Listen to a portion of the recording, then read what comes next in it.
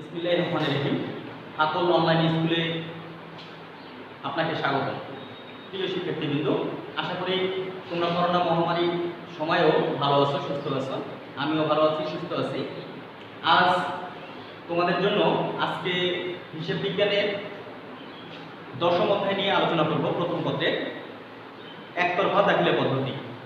মূলত দুতরফা দাখিলা পদ্ধতি সকল ক্ষেত্রেই গ্রহণযোগ্য, সর্বজন স্বীকৃত। এই জন্য একে গ্যাপ দ্বারা স্বীকৃত বলা হয়। গ্যাপ হচ্ছে generally accepted accounting of principal, অর্থাৎ সর্বজন স্বীকৃত হিসাব বিজ্ঞান নীতিমালা। তারপরেও ছোট ছোট যে সকল ব্যবসা প্রতিষ্ঠান রয়েছে, এই সকল ব্যবসা প্রতিষ্ঠানে দুই তরফা দাখিলা পদ্ধতি অনুযায়ী হিসাব সংরক্ষণ করা হয় না। সেই ক্ষেত্রে এই সকল ছোট ছোট প্রতিষ্ঠানগুলো, আর্থিক প্রতিষ্ঠানগুলো একতরফা দাখিলা পদ্ধতি অনুসরণ করে। তো এর জন্য আমরা একতরফা দাখিলা পদ্ধতি হিসাবে অঙ্কগুলো আজকে শিখব। এই বিষয়ে আজকে বিস্তারিত আলোচনা করব। তোমাদের যে সকল সূত্র বা যে সকল অঙ্ক করতে হবে সেই সকল নিয়ে আজকে আলোচনা করব। আর আগামী দিনে আমি তোমাদের অঙ্ক করিয়ে বুঝিয়ে দেব। আর এর মধ্যে আশা করি তোমরা আমার যে সূত্র দেওয়া থাকবে সেই সূত্রগুলো তোমরা মুখস্থ করে ফেলবে। তো শুরু করা যাক আজকে। প্রিয় একাদশ শ্রেণীর শিক্ষার্থী, দেখো যে আমাদের এই অঙ্ক করতে তিনটি পার্ট লাগবে। এক নম্বর হলো প্রারম্ভিক ও সমাপনী মূলধন,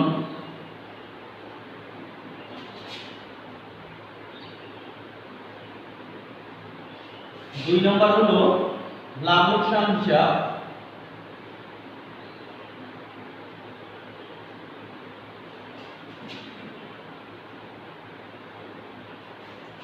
আর তিন নম্বর হলো বৈষয়িক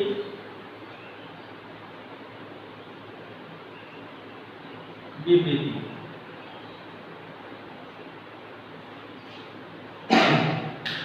তাহলে আমাদের এই একতরফা দাখিলা পদ্ধতি অঙ্ক করতে গেলে আমাদের এই তিনটা বিষয় লাগবে। তার মধ্যে একটি হলো প্রারম্ভিক ও সমাপনী মূলধন নির্ণয়। যদি আমাদের এই অঙ্কগুলোতে মূলত যে ধরনের তথ্য দেওয়া থাকে তাতে প্রারম্ভিক এবং সমাপনী মূলধন দেওয়া থাকে না, সেক্ষেত্রে আমাদের প্রারম্ভিক এবং সমাপনী মূলধন বের করে নিতে হবে। এরপর হলো আমাদের লাভ লোকসান হিসাব। তোমরা আর্থিক অবস্থার বিবরণী অঙ্ক করছো, সেখানটাতে লাভ লোকসানের যে সকল এন্ট্রি অন্তর্ভুক্ত হয় এখানেও ঠিক সেরকমই হবে, তবে অঙ্কগুলো করতে হবে একটু ভিন্নভাবে। সেক্ষেত্রে আমরা দেখিয়ে দিব কিভাবে আমরা অঙ্কগুলো করব। এরপরে রয়েছে আমাদের বৈষয়িক বিবৃতি। তো বৈষয়িক বিবৃতিটা হলো আর্থিক অবস্থার বিবরণী উদ্বৃত্তপত্র তোমরা যেভাবে করো ঠিক একই রকম বৈষয়িক বিবৃতি করতে হবে। তো আমরা প্রথমে নির্বাচন করব কি অঙ্ক হলো প্রারম্ভিক এবং সমাপনী মূলধন নির্ণয়।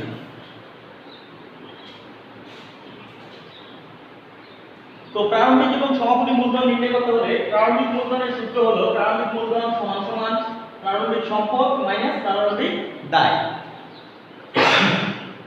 এরপর হলো সমাপনী মূলধন নির্ণয় করতে হলে আমাদের বের করব আমরা সমাপনী সম্পদ থেকে সমাপনী দায় বাদ দিলে যা আসবে তাই হলো আমাদের সমাপনী মূলধন।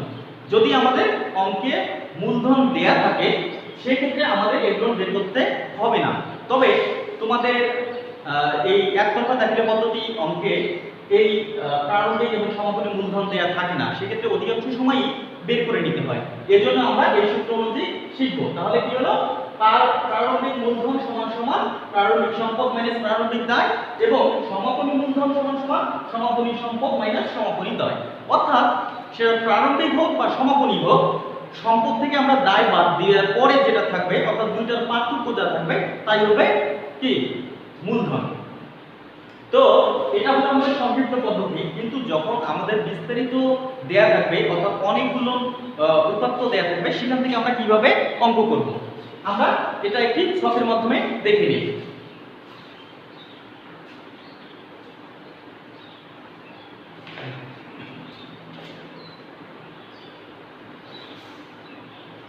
প্রিয় শিক্ষার্থী, দেখো তোমরা যে আমরা এইভাবে একটু ঘর কেটে নেব।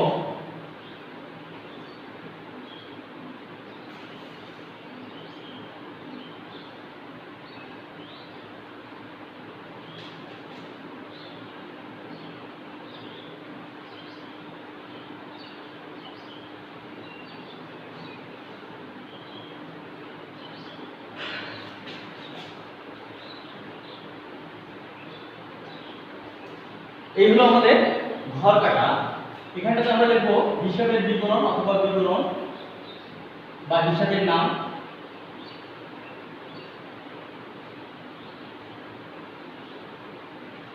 বিবরণ এটা হলো প্রারম্ভিক,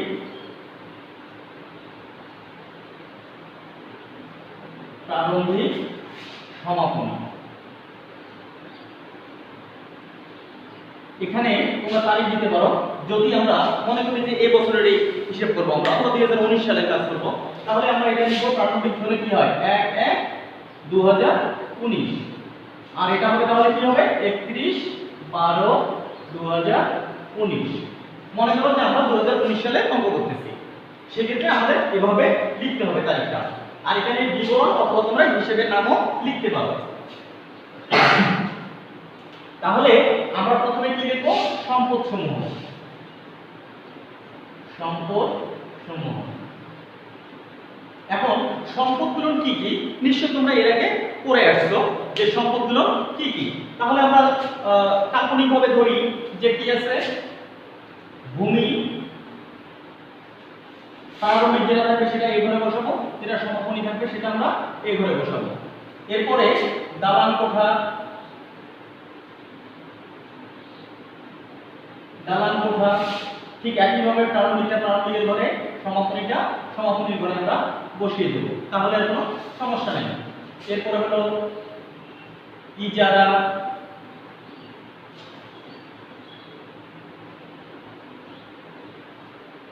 এরপরে হলো ডেলিভারি ভ্যান থাকতে পারে, সাপ্লাই হতে পারে, কলকবজা,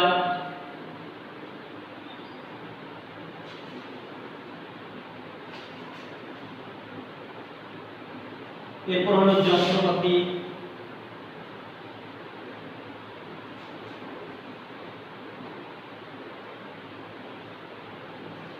মেশিনারিজ,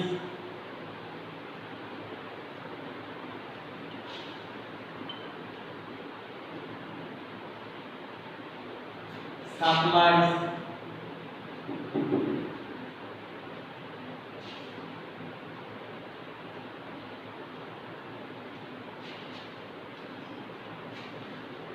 আচ্ছা তাহলে এটা হলো আমাদের সম্পদ। আমরা দেখি তাহলে এই সম্পদগুলো আমরা যোগ করে দেব। সম্পদ ক্লোজ। এরপরে আমরা আসবো দায় সমূহ। দায় সমূহগুলো কি কি তোমরা নিশ্চয়ই জানো।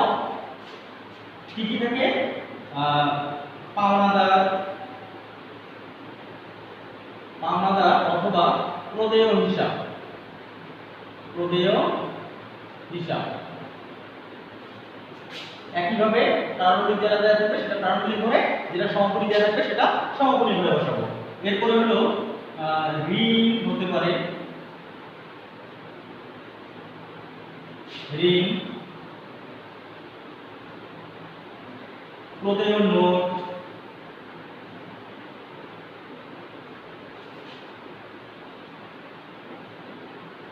আচ্ছা শিক্ষার্থী বন্ধুরা দেখো তোমরা যে আমাদের এরকম আরো যতগুলো থাকবে দায় আমরা ঠিক এভাবে বসিয়ে দেব। বসিয়ে দেওয়ার পরে আমরা বের করব কি মোট দায়, মোট দায়।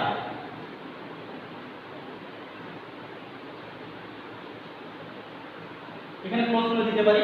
ক্লোজ যদি এখানে আমরা নাও করি তারপর সমস্যা নেই, ক্লোজ না করে আমরা করতে পারবো। তাহলে এখন আমরা লিখব যে অতএব প্রারম্ভিক ও সমাপনী মূলধন, প্রারম্ভিক ও সমাপনী মূলধন, সমাপনী মূলধন।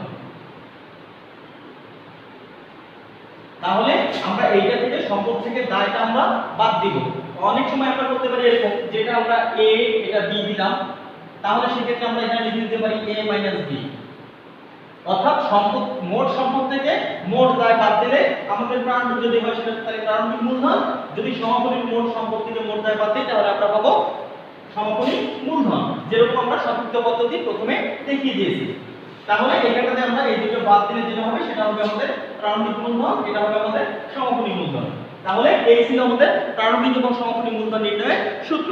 যদি তোমরা ভালোভাবে একটু লক্ষ্য করো আর বইটা যদি একটু দেখো, তাহলে আশা করি তোমাদের প্রারম্ভিক এবং সমাপনী মূলধন নির্ণয় করতে কোনো সমস্যা হবে না। প্রিয় শিক্ষার্থী বন্ধু, আশা করি তোমরা প্রথম ছকটা বুঝতে পারছো, যেখানটাতে আমরা প্রারম্ভিক এবং সমাপনী মূলধন নির্ণয় করছি। এবারে আমরা শিখব হলো লাভ লোকসান হিসাব কিভাবে করা যায়।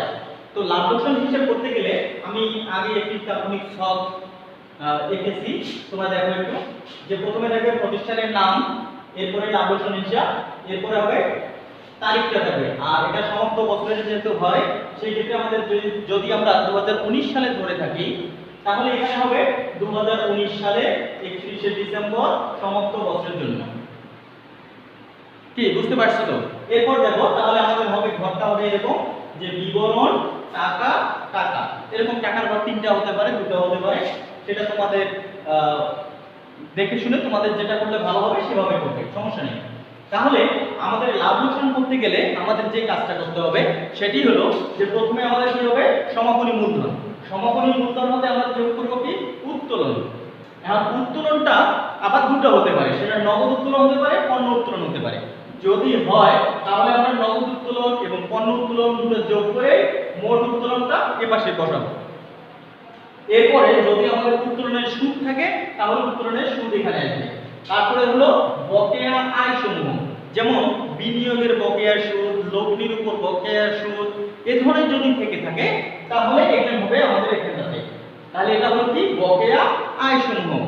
এরপরে অগ্রিম খরচাবলী, যদি কোনো খরচ অগ্রিম করে থাকি, যে 5 মাসের বেশি মানে ঘর ভাড়া প্রদান করা আছে অথবা মজুরি প্রদান করা আছে, এ ধরনের যদি কোনো অগ্রিম খরচাবলী দেওয়া থাকে, আবার দেখা যায় যে বিজ্ঞাপন খরচাবলী অগ্রিম দেওয়া হয়ে থাকে, এ ধরনের যেগুলো থাকবে সেগুলো অগ্রিম খরচাবলী এখানে আসবে।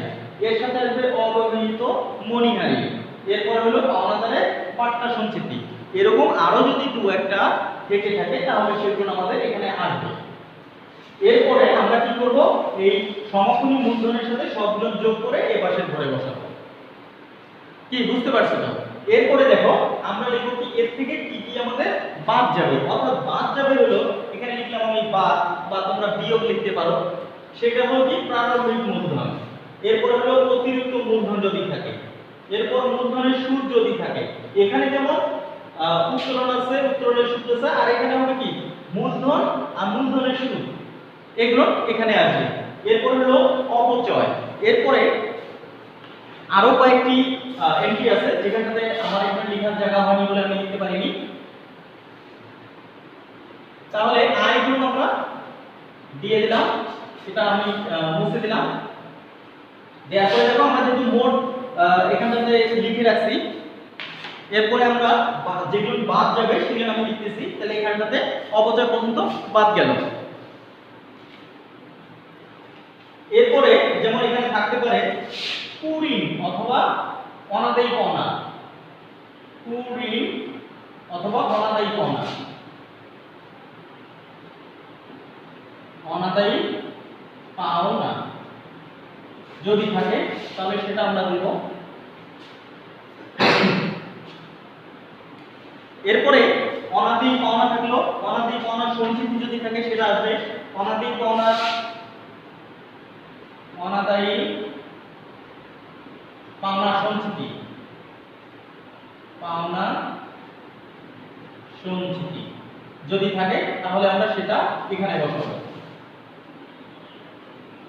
বসানোর পর এগুলো সব থেকে আমরা কি করব, প্রথমগুলো থেকে যেটা যোগ করে আমাদের এটা হয়েছিল সেখান থেকে এইগুলো যোগ করে আমরা লিখবো। মনে করো যে এখানে আমি নিচে লিখছি, তাহলে এই সমস্তগুলো যোগ করে আমরা এখানে বসাই দিব। এগুলো হলো সব খরচাবলী। এখন এই মোট প্রথমে যে আমাদের সমষ্টিগত ছিল যেটা আয় সমূহ আমরা বলে থাকি, তাহলে সেখান থেকে আমরা সকল খরচাবলী প্রারম্ভিক মূলধন বাদ দেওয়ার পর যেটা থাকবে সেটাই হবে আমাদের নিট লাভ। তাহলে এটা আমরা লিখব কি, নিট লাভ।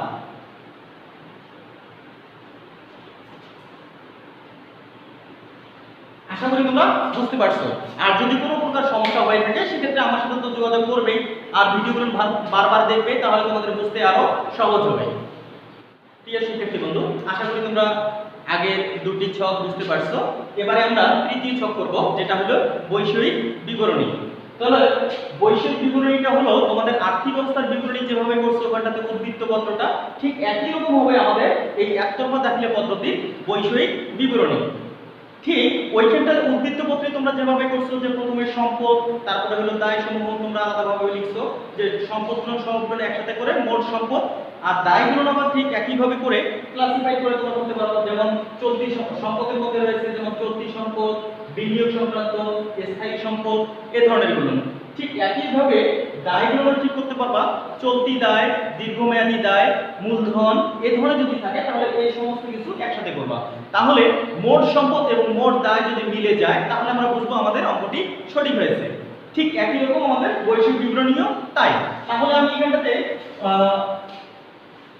অলরেডি লিখে ফেলছি। দেখো যে সম্পদ সমূহ প্রথমে আমরা লিখলাম, তাহলে সম্পদ সমূহের মধ্যে প্রথমে আছে আমাদের কি চলতি সম্পদ। তাহলে চলতি সম্পদগুলো কি নিশ্চয়ই তোমরা জানো। তারপর আমি এখানে লিখে দিচ্ছি কিছু, যেমন নগদ, ব্যাংক জমা, অব্যবহৃত মনিহারি, সাপ্লাই, প্রাপ্য হিসাব অথবা দেনাদার। এরপরে হলো যদি আরো কিছু থাকে যেমন অগ্রিম যদি খরচাবলী থাকে সেক্ষেত্রে এটা কি চলতি সম্পদ থাকে। তাহলে আমরা মোট চলতি সম্পদ আমরা লিখে দিলাম, যোগ করে এর পাশে ঘরে বসাই দেব। এরপর হলো বিনিয়োগ সংক্রান্ত, যেমন বিনিয়োগের সাথে যদি আমাদের বিনিয়োগের সুদ থাকে তাহলে এখানটাতে সেটা আসবে বিনিয়োগের সুদ।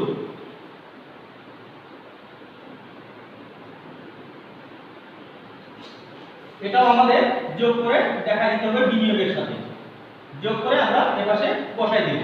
এরপরে আমরা আসবো স্থায়ী সম্পদ, যেমন ভূমি, দালান কোঠা, ইজারা, সুনাম, এরপরে কল কবজা, যন্ত্রপাতি, মেশিনারি, এই সমস্ত তোমরা জানো নিশ্চয়ই আশা করি। তাহলে কিন্তু এইখানে একটু সমস্যা আছে, আমি এটা লিখিনি। যেমন ভূমিটা লিখে তোমাদের এর থেকে মাইনাস করতে হবে কি অবচয় যদি থাকে তাহলে আমরা এটা মাইনাস করে তারপর দেখাবো। ঠিক একইভাবে দালান কোঠা এটা যদি অবস্থায় থাকে তাহলে আমরা মাইনাস করে দেখাবো। ইজারা যদি অবলোকন থাকে তাহলে আমরা দেখাবো। সুনামের যদি অবলোকন থাকে তাহলে সেটা মাইনাস করে তারপরে আমরা দেখাবো। তাহলে এইভাবে আমাদের এই তিনটা পার্টে আমরা সকল সম্পত্তি লিখে থাকি। যেমন কি চলতি সম্পদ, বিনিয়োগ এবং স্থায়ী সম্পদ। সকল সম্পদ যখন আমরা যোগ করে দেব তখন এটা হবে আমাদের মোট সম্পদ। এই হলো আমাদের মোট সম্পদ। আশা করি তোমরা বুঝতে পারছো। না হলে তোমরা ভিডিওটি আবারও বারবার টেনে দেখতে পারবে। আর কোনো সমস্যা হলে আমার সাথে যোগাযোগ করবে। তো প্রিয় শিক্ষার্থী, দেখো যে আমরা মোট সম্পদটা আমরা অলরেডি বের করছি এবং বের করতে আশা করি তোমরা পারছো।